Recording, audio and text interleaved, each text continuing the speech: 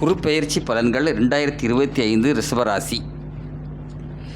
மிகவும் அமைதியாக காணப்படும் ரிஷபராசி என்பர்களே, உங்களின் வசீகரத்தன்மை பிறரை எளிதில் கவரும். இதுவரை குரு பகவான் உங்கள் ராசியில் இருந்தார்.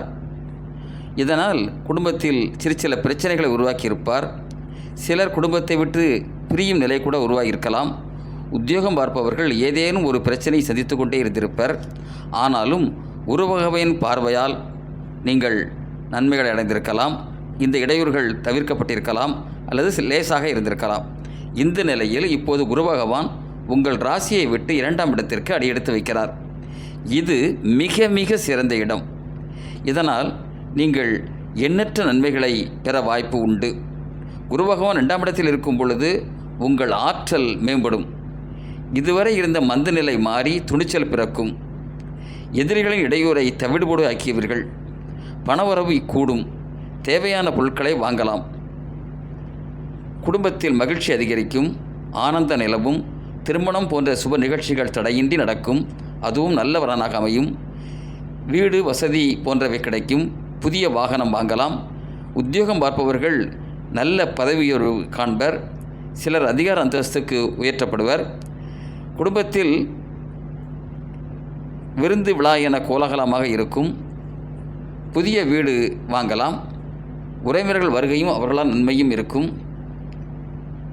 இப்படி எண்ணற்ற நன்மைகளை குரு பகவான் இந்த காலத்தில் உங்களுக்கு தருவார். பொதுவாக பலன்களை கணிக்கும் போது மற்ற முக்கிய கிரகங்களையும் நாம் கணக்கில் கொள்ள வேண்டும். அந்த வகையில் சனி பகவான் இப்பொழுது உங்கள் ராசிக்கு 11ஆம் இடத்தில் இருக்கின்றார்.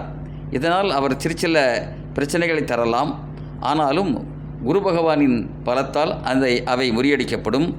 அதேபோல் ராகு 10ஆம் இடத்தில் இருக்கிறார். அவரும் சில பிரச்சனைகளை தரலாம். இவை எல்லாவற்றையுமே குரு முறியடிப்பார். அதோடு 6/3/2026 அன்று சனிப்பெயர்ச்சி நடக்கிறது.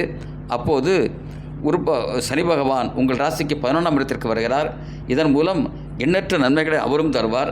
ஆக உங்களுக்கு ரிஷபராசிக்காரர்களுக்கு இந்த ஆண்டு குருவின் பலனும் பிற்பகுதியில் சனி பகவான் பலனும் கிடைப்பதால் நல்ல முன்னேற்றம் காணலாம். இதை பயன்படுத்தி நீங்கள் முன்னேறுவதில் உங்கள் சாமர்த்தியம். பரிகாரம் என்று எடுத்துக்கொண்டால் நீங்கள் சித்திரபுத்திர நயனாரை வணங்குங்கள். துர்க்கை வழிபாடு நடத்துங்கள். பத்திரகாளி அம்மனை வழிபாடுங்கள். அதேபோல் ஏழைகளுக்கு இயன்ற உதவி பண்ணுங்கள். குறிப்பாக ஊனமுற்றவர்களுக்கும் கணவனை இழந்த பெண்களுக்கும் பலனை எதிர்பாராமல் நீங்கள் நன்மை செய்வது நல்லது. நன்றி, வணக்கம்.